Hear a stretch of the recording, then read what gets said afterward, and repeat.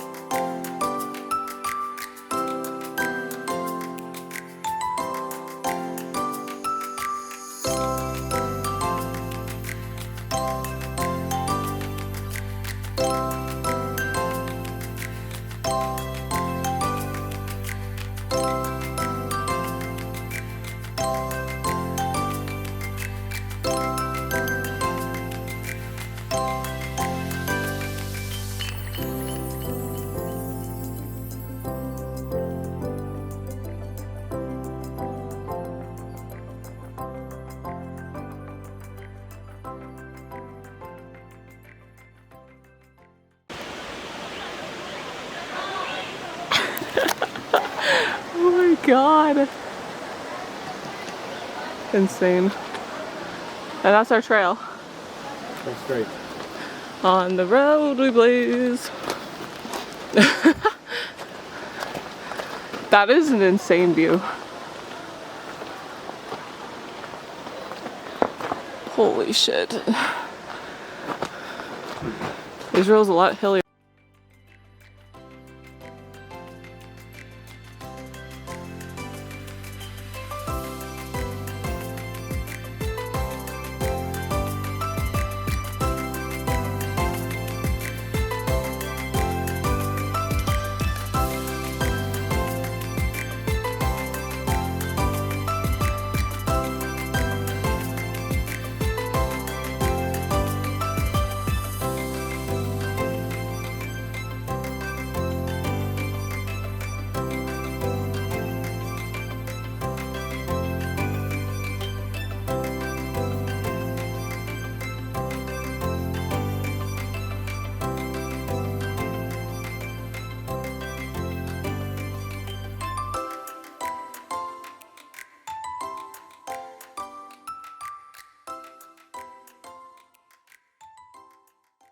So guys, just a real quick for the vlog, our trail goes down steep and then we go back around and up and around. So yeah, so there's actually, I forgot to mention to the people come here to just hang out and swim. It's very hot today, it's like plus 32, and so we're hiking on this trail. You see people across the way hiking on the side of the mountain. We just saw a sign that said, watch out for the ibex, because the ibex will cause rolling stones. Also, those clouds right there look like wings. Oh shit, it does. That is really cool, holy shit. Alright, well, that's the way that we went. We did not go through the trail that went through the water though. So anyway, we were afraid of our shoes getting wet and sliding down the rock. So yeah, anyway. See you in a bit.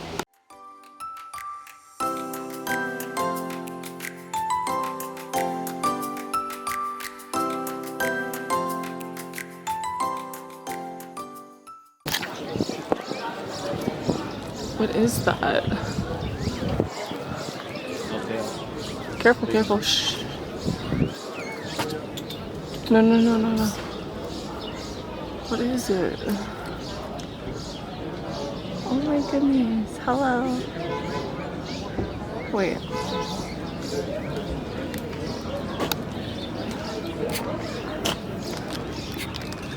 Oh, bye. Are you leaving? Yep, there's a face. Oh my gosh, she's so cute. That was a butthole.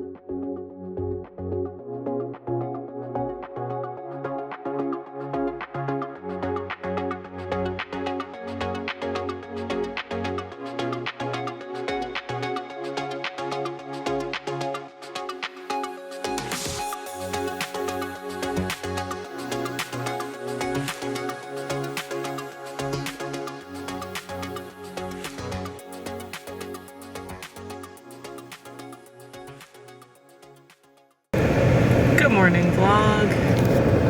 It is Wednesday or Tuesday? Is it Tuesday? Wednesday. Wednesday. It's Wednesday. You know you're having fun when you're forgetting the days. I know, right? It has been a lot of fun. So I didn't really film anything yesterday or whatever, and I didn't film our hotel. We ended up going to a deadsea hotel, and we went to the deadsea, obviously. And it was a lot of fun. It's not something that I could like sit and do for many days. Like some people will come here probably for like a week or two at a time. Definitely not something I could do, but it was still a lot of fun. Anyways, the Dead Sea is pretty interesting because for those of you who don't know, it is a place where the sea has so much salt in it that you end up floating, like just without like trying. You float no matter what, because underneath the sea there's actually like deposits where there's like a ton of salt, and then you enter the Dead Sea and like it's just salt all along the bottom. It's pretty interesting. And so yeah, we did that. The one thing that is sad though, because like when you come here, at least for us, we passed by it because we also went to Ein Gedi yesterday, which I do have clips of that, so I will share those, or you've maybe already seen them. But they basically on the side, like some of the places, there's like, cause that's distracting me. The GPS just made noise. That's funny. Anyway, the what was I saying? Oh, the Dead Sea. Basically, they use water from the Dead Sea to supply Israel. I don't know how much of it they use. No, they use it for the cosmetic industry. Sorry, they use it for the cosmetic industry. And so they've actually drained a lot of the Dead Sea dry, and it is on the verge of like maybe disappearing, which is really sad. They're trying to figure out how to like refill it. They're maybe thinking of taking like water from the Sea of Galilee, I believe, and trying to connect it. They could run a straight line. Yeah, because they could run a straight line from there. So they're trying to figure that out. So I really hope that they do figure that out, because it would be a real shame if like this dried out. the closer you get to Ein Gedi, there's actually some dangerous areas there, because what happens when the Dead Sea is dried out in those areas, all the salt from in those deposits that I told you about, it disappears. And so what happens is it creates cave-ins. So it's very dangerous to actually like walk or drive like on those areas. Only like scientists and stuff go there to study the area and stuff. But yeah, it creates like cave-ins, which is really dangerous. So we actually passed by a few of those to get to Ein Gedi, but we drove on the roads, which are still okay to drive on, because the salt deposits, like those things go all the way like up. So it's kind of dangerous. But anyway, the Dead Sea itself was really refreshing. The water was like nice and warm, and so it was really nice to enjoy that for a day. But my skin felt really smooth, but my hair was a mess. I only showered the next morning, like I had rinsed myself off and everything, but I still had so much salt in my hair, and it was pretty bad. So if you go, don't get your hair wet unless you're okay with trying to deal with the salt after. I did like a full-on shower this morning, so hopefully it's okay, but I know I'm gonna be a sweaty mess because right now we're on our way to Masada. I'm English, I can't pronounce it properly, but I tried. There's also a lot of them here. Like, there's like Mesada and like Masada, and like, I don't know, they have like so many things that are very similar sounding here, so it's kind of confusing. But anyway, we're going there today. We might also go to a salt cave as well if there's time, but we're not sure yet because it is a holiday eve, so everything closes really early. That was actually another thing. We didn't really plan our trip exactly perfectly well, because when we came, first of all, it was Easter, Passover, Ramadan, right? And then this week there's like the Holocaust Remembrance Day, of course, very important. And then there's like, what is it called again on Saturday? No, every Saturday. What is it called again? Shabbat on Saturday. Every Saturday, yeah. So like there's a lot of holidays in Israel because there's a lot of different religions here. Shabbat is similar to your Sunday. Right, yeah. Shabbat would be similar to my friends and family. Sunday, the day of rest, basically. So it's taken very seriously here for a lot of people. But anyway, so we didn't plan it perfectly well because everything closes early, or it's closed that day, or we don't have that much time, or... So for our next trip, we definitely have better ideas of how much time to give certain things and time of year to come, because right now it's like kind of just before summer, and so it's starting to get hot. But like for me, I'm just like a sweaty mess all the time. It's kind of it's a lot. When we got here, it was plus 35. Ein Gedi yesterday was like 35, I think, or between 31 and 35 anyway. I went to the Dead Sea 2 days ago as well with a tour group, and it was 39. It was almost plus 40. So that's really hot for me. But anyway, yeah. So Masada is next, and maybe a salt cave, but anyway. Yeah, I'll see you guys later.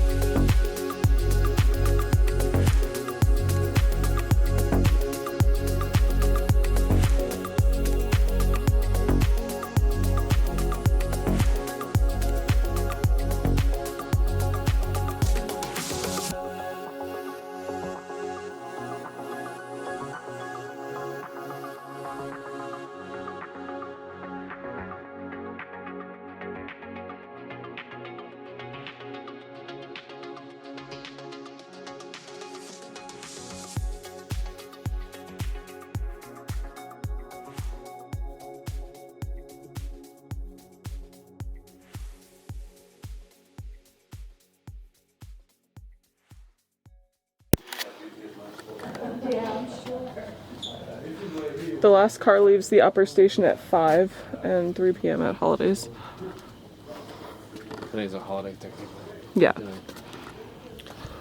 So this would have been like a summer palace. It was originally built by the ruling entity in the area. He was very fucking fancy. Mm-hmm. And he was trying to get as much of a Roman style for himself as possible. Interesting. He was also always afraid of people. So he actually built it up here on purpose. Okay. This is good information for the vlog because I'm not good at the history part. Now I might get some of my past facts mixed up because it's been since high school. Okay. I mean, you can definitely like... But yeah, this was... Should we go this way first? Well, a lot like while originally it was the summer palace, what we remembered for is the last stand of the Maccabees and the massacre. Right. Well, self-induced massacre, technically. But they did it for good reason. They did it to try to free Judea from the Roman ruling. Right. Well, there would have been multiple attempts over the years back then to free themselves from Roman rule. They were never successful, obviously. Mm-hmm. But the Maccabees is one of our most famous stories. Right. We're gonna put all this up on the vlog. Yeah, it's good info. Not a tour guide.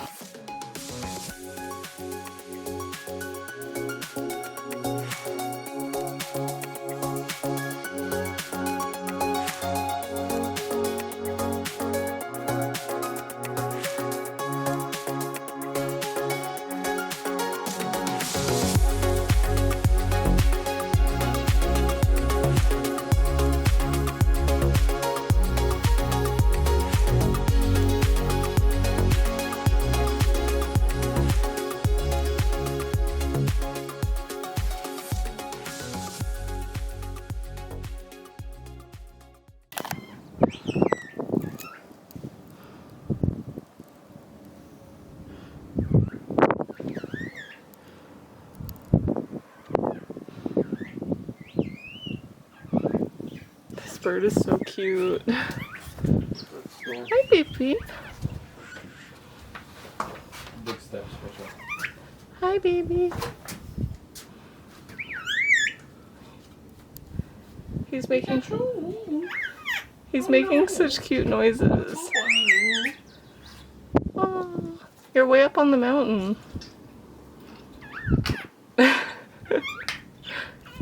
Oh.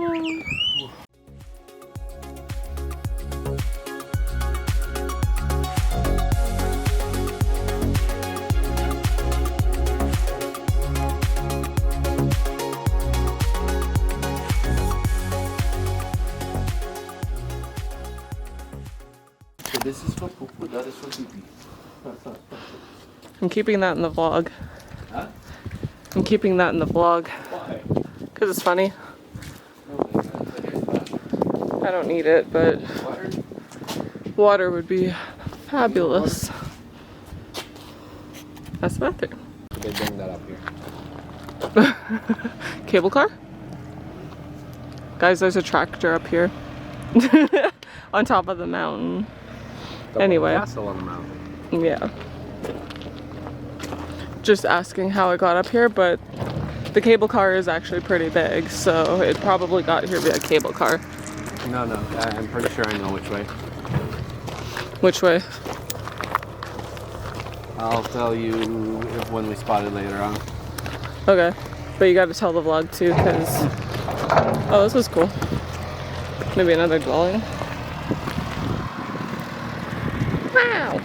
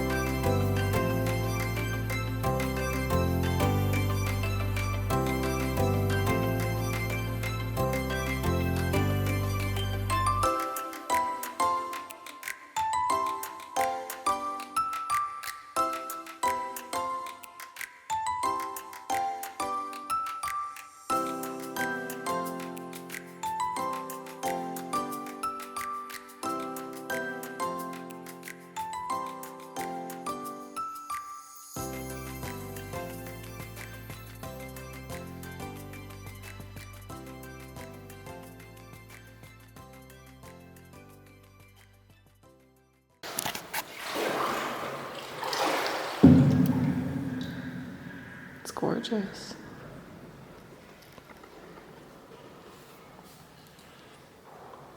It's actually really serene, like just being here.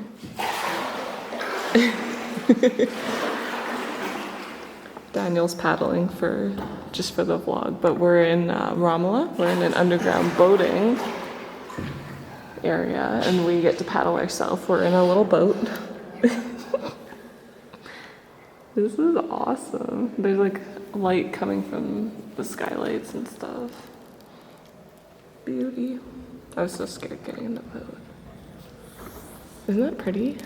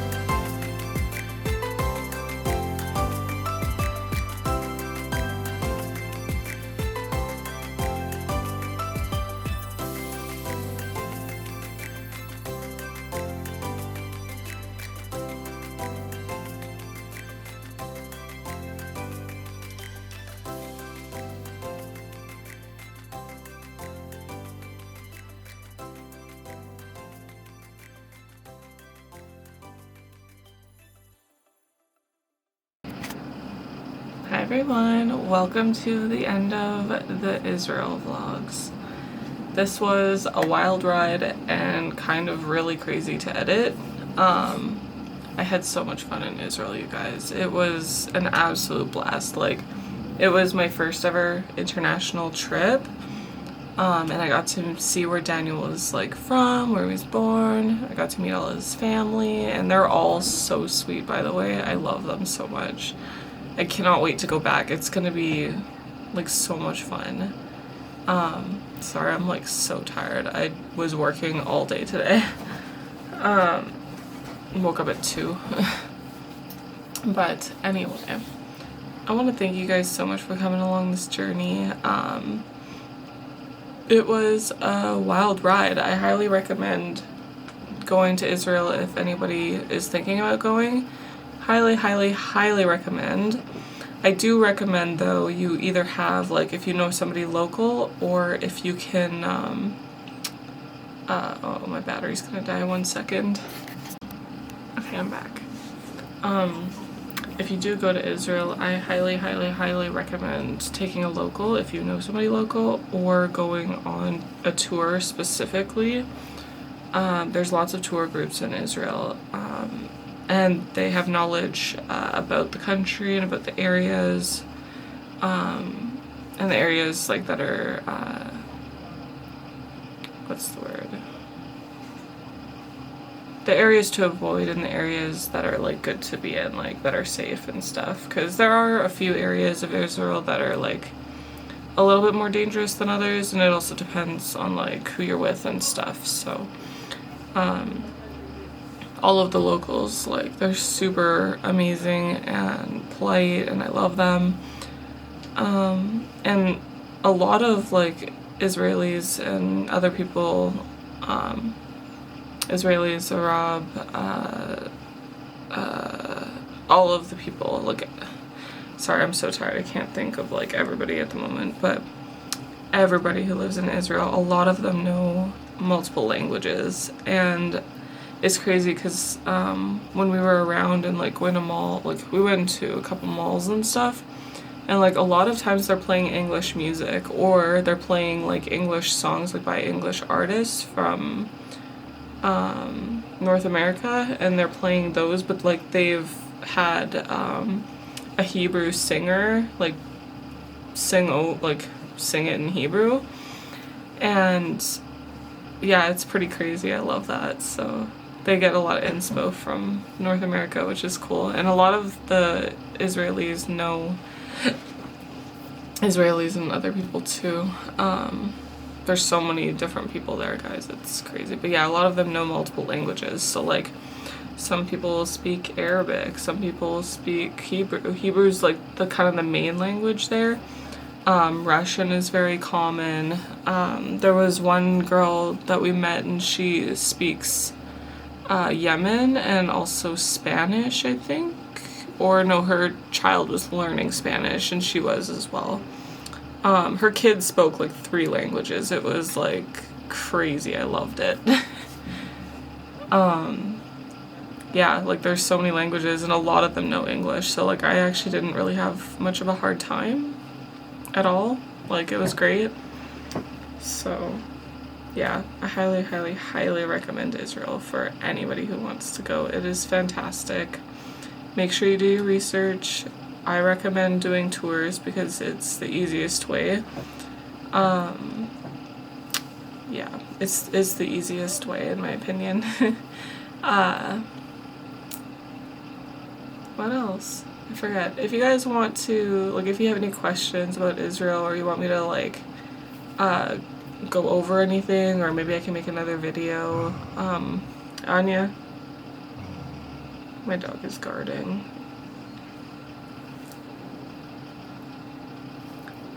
The cat's trying to come into the room, and Anya is a German Shepherd and she guards, and so I always have to correct that, so keep an eye on her.